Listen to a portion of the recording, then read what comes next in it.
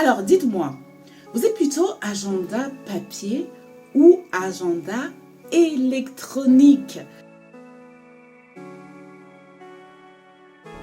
Bonjour à tous, j'espère que vous allez bien. Alors, dites-moi, vous êtes plutôt agenda papier ou agenda électronique? Je veux bien que vous me le dites en commentaire pour savoir un petit peu quels sont les outils finalement, les outils de base que vous utilisez dans votre organisation. Si vous me découvrez aujourd'hui, je suis Sonia Enama, consultante et coach en organisation, en efficacité personnelle et en gestion du temps. J'accompagne des cadres, des entrepreneurs, des professions libérales qui sont littéralement débordés au quotidien à mettre en place un système d'organisation personnelle efficace qui va les aider comme ça à atteindre leurs objectifs, qu'ils soient professionnels ou personnels, mais surtout à se recentrer sur des choses qui sont réellement importantes. Alors, agenda papier, agenda électronique, tout un débat.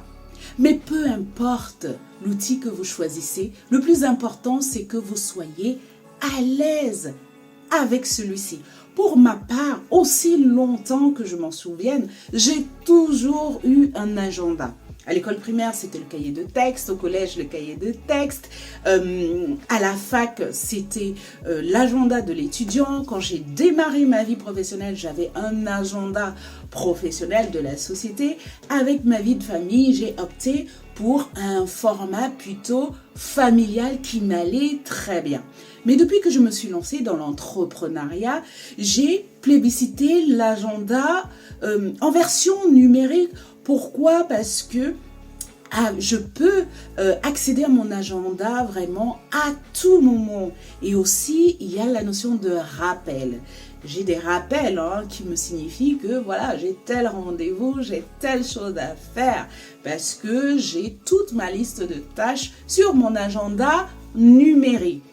L'agenda papier, c'est très bien pour des personnes qui adorent écrire, parce que je le vois, il y a des personnes qui adorent écrire, donc voilà, qui préfèrent un agenda papier. Peu importe, il faudrait que vous soyez à l'aise avec votre outil et que celui-ci ne soit pas un poids dans votre organisation, dans votre planification au quotidien. J'espère que cette vidéo vous a plu. Si c'est le cas, n'hésitez vraiment pas à la partager et surtout, continuez de vous abonner sur ma page Les Attentions de Sonia. Je vous dis à très vite.